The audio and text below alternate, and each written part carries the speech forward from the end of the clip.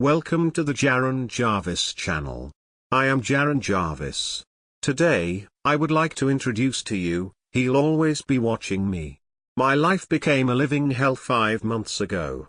I was messing around on my computer one day until I heard my mother sobbing uncontrollably from the other room. I assumed she was having another one of those I'm the only one doing anything around the house arguments, which happen by daily, so I ignored it. But then my father come into the room and tells me to get dressed and get into the car. Okay, now either they're getting a divorce and he's taking custody for me until it's settled, or something is wrong. Fortunately, they were not having a divorce. As all three of us were driving in the car, I asked them what's happening, since I was given no explanation. Mom was still sobbing and unable to give me an answer, so my father did. Your mother received a call from the hospital. Her faith. Your grandfather is doing so well. The nurse told her that right now should be the right moment to have one last talk with him. Dear God, not this shit. While I'd love to see my grandfather die, I can't be there with such thoughts when my mother is in this condition. Me and him never got along. Our relationship was okay until I was about 11 years old. Before that, he kept telling me about how I'm going to be great at working at a construction site like himself, or how I could be a car mechanic like my father. But none of that fit what I wanted to do in life. I always looked to pursue something computer related, like programming. My parents were proud as ever to see me decide on my future on my own. But my grandpa was utterly disappointed. He would call me a lazy pansy whenever we visited him on the holidays, because that is the only excuse for choosing a computer-related profession. He said I'd never be able to land a job, as everyone nowadays is aiming for such profession, and I'd end up homeless without any of my family members caring for me. Man, did I wish for him to just disappear, and when he was put into a hospital I felt relief. When we got to the hospital, I sat in the waiting room because I didn't have any last words to exchange with the old, dying man. However, eventually my father came to me and told me that I absolutely have to be there and at the very least pretend that I'd miss him. The only reason I agreed is because I was not willing to start a scene in the middle of a hospital, so I followed him. Once we got to his room, I could see my mom still sobbing by his bed, holding his hand while he was comforting her. He raised his head and noticed me. I could barely look him in the eyes. From his look I could tell that he'd gladly swap bodies with me and let me die in his place. I was very reluctant to enter the room, but eventually my dad had to push me. If I'm this far, might as well approach and see if he wants to apologize. But he didn't. All he did was handing a picture of himself sitting by a table, laughing and looking straight at the camera. It was bone-chilling. Does he still want to punish me, even after his death, for choosing a lifestyle that doesn't fit his? I looked up into his eyes and all I saw was death. He then told me the words that would haunt me for the rest of my life: I'll always be watching you. At the moment it felt like one of those things that old people say before they die to make their relatives feel like they're still around. But why'd he care about me? He held on to the picture a little longer. As soon as he let go, all of the machines around started beeping violently. The moment I've been waiting for most of my life had finally come. The personnel asked us to leave the room. I left instantly. My father had to convince my mother to stay, but she refused. Eventually he had to drag her out of there to let the nurses and the doctors do their jobs. It was heartbreaking to see my mother like this. I still had the photo of my grandfather in my hand. I put it in the top pocket of my jacket, thinking I'll throw it out later, which I never did. About 10 minutes later the doctors came to us and said that my grandfather had died. I would have started celebrating right then and there, but that would completely destroy my mother. Oh well. My life is still going on without him criticizing my every step. A week later we had to go to Grandpa's old house to collect something my parents wanted to take home. He lived alone, and in his will he left the house to my mom, so anything for good for taking. I only came along so see if I can find anything valuable that he could have hidden somewhere. I was wearing the same jacket that I was wearing on the day my grandpa died. While I was digging around old drawers, I heard my parents call out for me. When I got there, my mom was holding a painting that they said they wanted to hang in my room so I could remember my grandfather. As soon as I saw it, though, I was creeped out. The painting was almost a perfect copy of the picture that old fuck had given to me before he passed. It felt as if he was there looking right through my soul. I could hear his last words passing through my head: "I'll always be watching you." I wanted that thing nowhere near me. My following words were not thought out well, and why the fuck would I want this creep staring at me all day, every day? In mere seconds I was being shouted at by both of my parents. All I could understand was that I should respect the dead no matter how well I knew them while they were alive. Soon after I stormed out and headed straight to the garden, which had a single apple tree standing in the middle. This is where I'd usually go during family gatherings whenever my grandfather started talking about me. This was the only place where it was peaceful and quiet. I climbed the tree and sat up on one of the branches. I started thinking about how I'll apologize to my parents about being so rude until the damned words came through my head again: "I'll always be watching you." The next thing I knew, I was laying down on the ground with the branch right next to me. My leg was in horrible pain. It was all swelled up and I couldn't even move. I tried to scream to my parents for help, but to no avail. Eventually I noticed that the photo of my grandpa had fallen out of my jacket. It was leaning against the branch, looking right at me. Except he was no longer laughing, but merely smiling, a detail I didn't notice at the moment. I spent about 3 hours on the ground until my parents found me. I was sent to the hospital, where I spent roughly a month. Every couple of nights I was having nightmares about my grandpa, even after the doctors let me go home.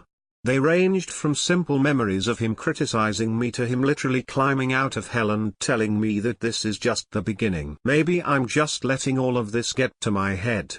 At the time, I didn't think there was anything more to it. A day after I finally got home, I received a surprise visit from my best friends. My parents were out of town for the day, so we had the house to ourselves. I told them about how I broke my leg. They caught me up with what I've been missing out on during the month. We joked around a little. It was a fun time. Eventually they pressured me into unlocking my parents' liquor cabinet and finish one of the unfinished bottles. We were having a great time, so I decided that this wouldn't hurt. All of us were 17 anyway, so what harm could a glass or two do? We drank, we laughed a bit more, and then I did what I probably shouldn't have. My friends had never heard of my grandpa, so I decided that this would be a great moment to vent. I told them about all the times belittled me and made me feel insignificant. As time went by, I got a little too into it. I started using stronger words and spoke a lot louder. When I was done talking, the party was dying down. No one had much to talk about.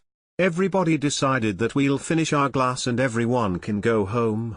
I wanted to make it a little more special, so I went to the kitchen to cut up some lemon to add taste to our alcohol. Holding a knife is something no drunk person should ever do, but my judgment was too clouded to understand that. As I was cutting, my hand slipped and the knife went right through my finger. It was chopped off completely. Naturally, I screamed. When my friends ran in and noticed what happened, they left immediately without trying to help me or even calling the ambulance. Luckily, I was smart enough to cover the wound with a thick sheet of paper towels, but not smart enough to out the severed finger in the freezer in order to preserve it. I sat there on the kitchen floor in shock. Eventually I noticed the painting that my parents wanted to hang in my room a month ago hanging in the living room.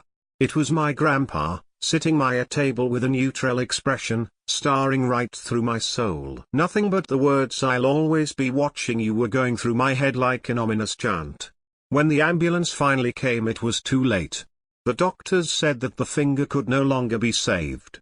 This would certainly put a dent in my programming career, if I ever had one. As soon as my parents heard about this, I knew things would not be easy. Lots of screaming, lots of threatening. They confiscated all of my electronics, grounded me, and only let me leave my room for food and school. Ever since that, the nightmares doubled. But this time they were the same one over and over. It was him again, the wretched old shithead. All he said was "I told you so." From now on I was almost 100% sure that something is seriously wrong and that picture of Grandpa had to be involved. 2 months passed. I was still grounded, but with a little more freedom. My parents had now allowed me 2 hours a day of free time when I can go outside of the house and hang out with my friends. If I were a minute late, they'd remove this privilege completely, so I was always very careful. One day I finally came to the conclusion that I must get rid of the painting and the photo, which I was sure I left at the garden 3 months ago, but which I could still find in the top pocket of my jacket, to put an end to the nightmares. My father was asleep and my mother had went out to get groceries. This was the best time to do it. I left the house with both the painting and the photo. I didn't have much time to think over a plan on how I'll get rid of them, so I went with the first thing that came in my, throw both of them in the river and hope I never see them again.